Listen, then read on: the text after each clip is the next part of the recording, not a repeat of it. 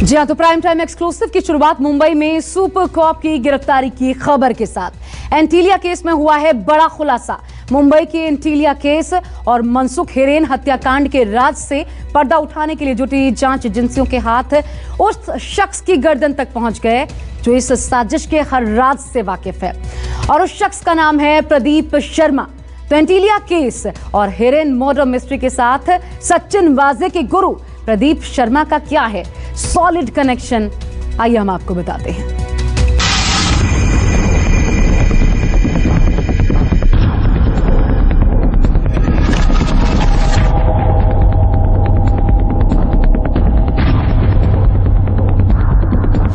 गिरफ्त में वाजे का गुरु, एनआईए का एक्शन फिर शुरू।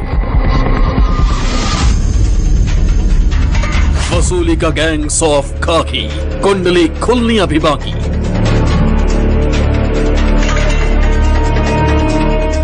प्रदीप शर्मा की भूमिका क्या, साजिश का सारा राज खुलेगा।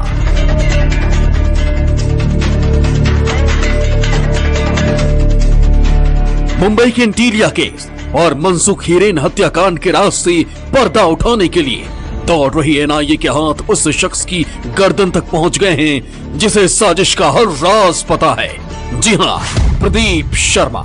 साजिश को कैसे अंजाम देना था, कैसे सबूतों को मिटाना था, कैसे हर जाल से बचकर निकलना था, मास्टरमाइंड सचिन वाजे के साथ पूर्व एनकाउंटर स्पेशलिस्ट प्रदीप शर्मा को यह अच्छे से पता था। सचिन वाजे तो धरा गया, लेकिन लूप होल्स का फायदा उठाकर प्रदीप शर्मा लंबे समय तक जांच एजेंसियों को छकाता रहा। कहते हैं ना, गुनहगार कितना भी शातिर हो, कोई ना कोई ऐसा सबूत छोड़ ही जाता है जिससे उसका सलाखों के पीछे जाना तय हो जाता है। मनसुख हत्याकांड में भी प्रदीप शर्मा ने यही गलती कर दी। पूर्व इनकाउंटर स्पेशलिस्ट प्रदीप शर्मा की मुश्किलें बढ़ने लगी हैं। एनआईए ने आज सुबह ही प्रदीप शर्मा को हिरासत में लिया है और लगातार प्रदीप शर्मा से पूछताछ जारी है। इस वक्त हमें एनआईए दफ्तर में, और इससे पहले भी 2 बार एनआईए प्रदीप शर्मा से पूछताछ कर चुकी है। मनसुख हिरेन की हत्या में प्रदीप शर्मा की भूमिका संदिग्ध बताई जा रही है। बताया जाता है कि 4 मार्च को मनसुख हिरेन को जिस नंबर से व्हाट्सएप कॉल आया था, उस सिम कार्ड का आखिरी लोकेशन जो था प्रदीप शर्मा का घर दिखा था। यही कारण है कि तभी से प्रदीप शर्मा एनआईए के राडार पर थे। प्रदीप शर्मा का एंटीलिया केस और मनसुख हिरेन हत्याकांड से क्या कनेक्शन है, ये आपको आगे बताएंगे। लेकिन साजिश के इस मोहरे को गिरफ्तार करने के लिए कैसे जाल फैलाया गया, पहले वो जान लीजिए। प्रदीप शर्मा को पुणे की एमवी वैली से गिरफ्तार किया गया। प्रदीप शर्मा के साथ 2 और लोग सतीश और मनीष को भी गिरफ्तार किया गया। प्रदीप शर्मा पर सबूत मिटाने और साजिश में शामिल होने का आरोप है। गिरफ्तारी से पहले एनआईए और मुंबई पुलिस की टीम ने प्रदीप शर्मा के घर पर रेड की थी। इसके अलावा एनआईए ने प्रदीप शर्मा के एनजीओ के दफ्तर पर भी छापेमारी की। रेड के दौरान जांच एजेंसियों ने शर्मा के घर से प्रिंटर, लैपटॉप समेत कई दस्तावेज बरामद किए। कोर्ट ने प्रदीप शर्मा को 28 जून तक एनआईए कस्टडी में भेज दिया है। तस्वीरों में देखिए कि तमाम पुलिसकर्मी यहाँ पर मौजूद है। जो एनआईए की टीम है वो छापेमारी करके लौटी है। बताया जा रहा है कि कई जो इलेक्ट्रॉनिक एविडेंस है, इसके अलावा कुछ कागजात भी जब्त किए गए हैं। अब बताया जा रहा है कि तो सचिन वाजे इस पूरे मामले का मास्टरमाइंड है। सचिन वाजे ने भी प्रदीप शर्मा का नाम लिया था। इसके अलावा जो कई और आरोपी हैं, इसमें 3 पुलिस वाले भी गिरफ्तार हो चुके हैं, उनका भी लिंक प्रदीप शर्मा के साथ सामने आ रहा था। जिसके बाद एनआईए ने छापेमारी की है और उन्हें हिरासत में लेकर भी पूछताछ की जा रही है। ऐसे में माना जा रहा है कि आने वाले दिनों में कई और बड़े और अहम खुलासे मनसुख हिरेन की हत्या मामले में, साथ ही साथ जो एंटीलिया विस्फोटक मामला था उसमें सामने आ सकता है। क्योंकि बताया जा रहा है कि एक आरोपी का जो आखिरी लोकेशन है वो भी प्रदीप शर्मा के इसी घर के पास में मिला था जहां पर वो रहते हैं। यही वजह है कि अब एक अहम मोड़ इस पूरे मामले में आ चुका है। आप देखिए तमाम पुलिसकर्मी मौजूद हैं, एनआईए के अधिकारी यहाँ पर मौजूद हैं, जो कि आप देखिए कुछ एविडेंस है, कुछ दस्तावेज है, उनको भी यहाँ से लेकर जाया जा रहा है। एंटीलिया और मनसुख हिरेन हत्याकांड में प्रदीप शर्मा सचिन वाजे की क्राइम कुंडली का एक अहम किरदार रहा है। वो राज जानता है जिसे जांच एजेंसियां जानना चाहती हैं। प्रदीप शर्मा की गिरफ्तारी इस केस में सचिन वाजे के बाद दूसरी सबसे अहम गिरफ्तारी है। सचिन वाजे के गुरु के नाम से मशहूर प्रदीप शर्मा पर एंटीलिया और मनसुख हिरेन की हत्या की साजिश में शामिल होने का आरोप है।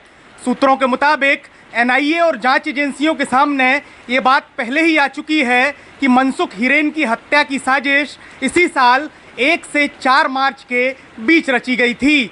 यही नहीं, इसी दौरान सचिन वाजे और प्रदीप शर्मा की मुलाकात भी हुई थी।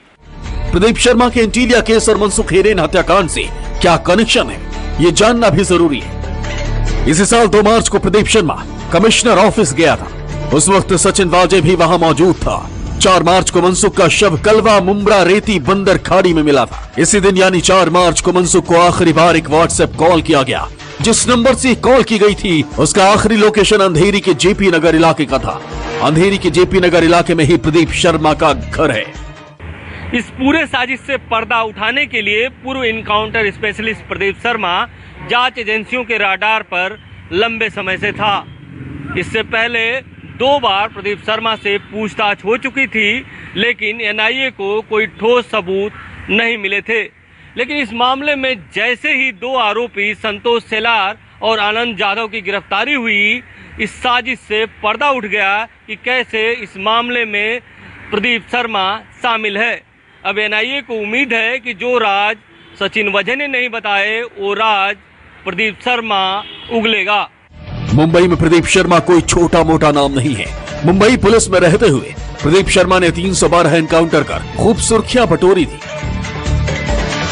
प्रदीप शर्मा 1984 बैच के अधिकारी हैं।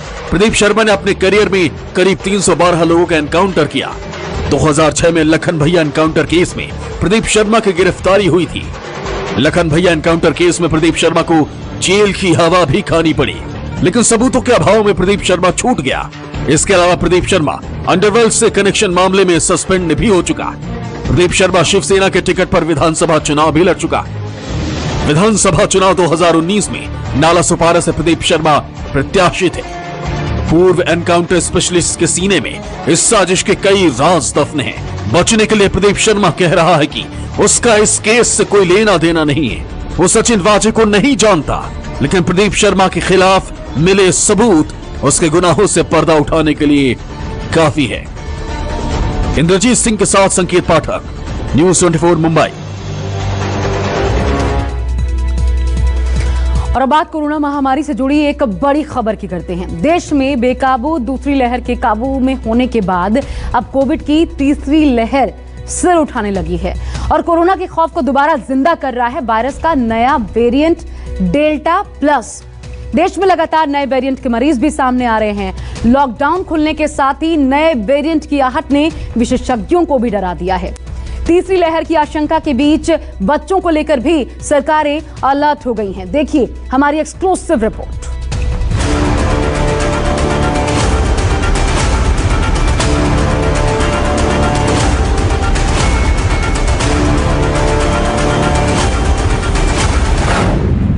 कोरोना की तीसरी स्ट्राइक, क्या मुश्किल होगी फाइट?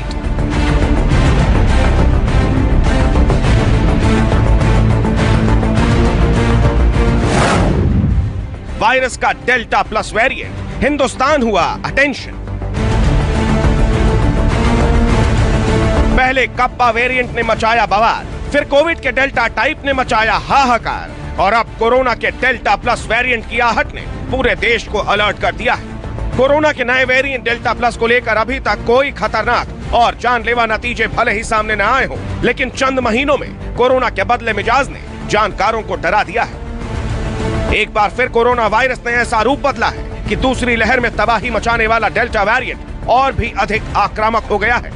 बीटा वेरिएंट में मिलने वाला म्यूटेशन अब डेल्टा में भी जा पहुंचा है, जिसे डेल्टा प्लस कहा जा रहा है। वैज्ञानिकों ने इस म्यूटेशन की पहचान AY.1 के नाम से की है।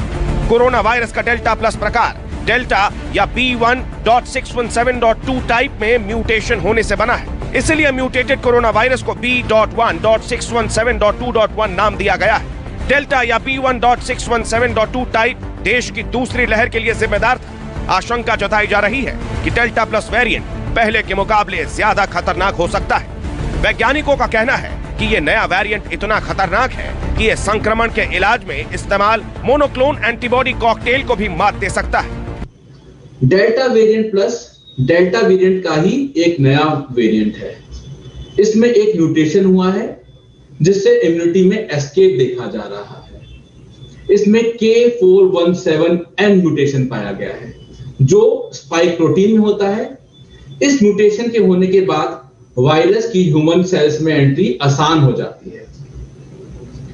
डेल्टा वेरिएंट प्लस या कोई और वेरिएंट तीसरी लहर भारत में ला सकते हैं। आंकड़ों के मुताबिक देश में डेल्टा प्लस वेरिएंट के अब तक 9 मरीज सामने आ चुके हैं। ताजा मामला मध्य प्रदेश के भोपाल से है। गांधी मेडिकल कॉलेज भोपाल से इस महीने 15 सैंपल जांच के लिए भेजे गए थे। मंगलवार को आई रिपोर्ट में एक सैंपल में वायरस का डेल्टा प्लस वेरिएंट मिला है, जिसके बाद मध्य प्रदेश में कोविड के नए वेरिएंट को लेकर सतर्कता बढ़ा दी गई है। जैसा कि आपको मालूम ही है कि जब से कोविड का प्रकोप भोपाल में शुरू हुआ है तब से लगातार इसके एपिडेमियोलॉजिकल एनालिसिस चलता रहा है, चाहे वो सैंपलिंग हो, कॉन्टैक्ट ट्रेसिंग हो या कॉन्टैक्ट ट्रेसिंग के आगे जो भी कार्रवाई हो, क्वारंटाइन हो या आइसोलेशन हो। तो इसी सिलसिले में लगातार हमारे यहाँ से होम जीनोम सीक्वेंसिंग के लिए सैंपल्स NCDC भेजे जाते रहे हैं। अभी प्राप्त सूचना के अनुसार एक सैंपल में जैसा आपने बताया कि डेल्टा प्लस 1 बाई वेरिएंट इसमें से डिटेक्ट हुआ और उसके लिए भी जो एपिडेमियोलॉजिकल एनालिसिस है वो हमने प्रारंभ कर दी है।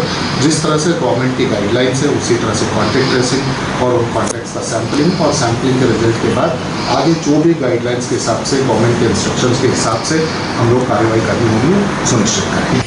देश के अलग अलग राज्यों से सामने आए हैं डेल्टा प्लस वेरिएंट मामले, और इन मामलों की बात करें तो तमिलनाडु से सबसे ज्यादा 3 डेल्टा प्लस वेरिएंट के मामले सामने आए हैं। इनके अलावा महाराष्ट्र से डेल्टा प्लस वेरिएंट का एक मामला सामने आया है। इधर गुजरात से भी डेल्टा प्लस वेरिएंट का एक मामला सामने आया है। ओडिशा से भेजे गए सैंपल की जीनोम सीक्वेंसिंग में भी एक मामला डेल्टा प्लस का यहां भी सामने आया।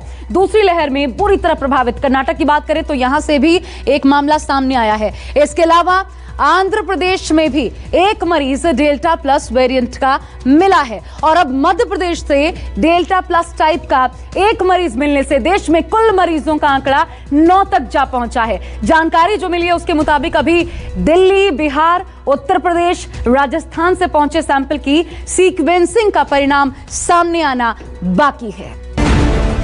कोरोना की तीसरी लहर की आशंका को देखते हुए सरकार ने बच्चों के लिए कोरोना देखरेख केंद्रों के संचालन और दवाओं के संबंध में दिशा निर्देश जारी किए हैं। लॉकडाउन खुलने के साथ साथ आने वाले 3 से 4 महीनों में वायरस के दोबारा तेजी से फैलने की आशंका जाहिर की जा चुकी है और अलर्ट में बच्चों के लिए खास तौर पर सावधानी बरतने की सलाह है। इसी अलर्ट को देखते हुए देश के राज्यों में बच्चों के लिए विशेष तैयारियां शुरू कर दी गई हैं। राजधानी दिल्ली में बच्चों के लिए स्पेशल वार्ड और केयर सेंटर बनाए जा रहे हैं। दिल्ली के अलावा नोएडा, गुजरात और मुंबई में भी कोरोना की तीसरी लहर से बच्चों को बचाने की खास तैयारी शुरू की जा चुकी है। डेल्टा वेरिएंट बच्चों में ज्यादा संक्रामक, ज्यादा बड़े आउटब्रेक्स और ज्यादा सीवियर डिजीज करने में सक्षम पाया गया है। सरकारों का एक भारी दायित्व है कि डेल्टा वेरिएंट को देखते हुए एजुकेशनल संस्थानों, डे केयर सेंटर्स और स्कूलों में कोविड एप्रोप्रिएट बिहेवियर, मास्किंग और जो वहां पे लोग काम कर रहे हैं उनको तेजी से वैक्सीनेट किया जाए। देश में कोविड और पोस्ट कोविड के हालातों को काबू करने के लिए तमाम जरूरी उपाय अपनाए जा रहे हैं, लेकिन वायरस बदलते हालातों के साथ खुद को भी बदल रहा है। ऐसे में वैक्सीनेशन के साथ साथ जरूरी है मास्क और सोशल डिस्टेंसिंग जैसे सावधानियों को अपनाने की, क्योंकि अगर वायरस का एक भी अंश जब तक जिंदा है तब तक वायरस पर हर बार बेअसर साबित होगा। Bureau report, news 24।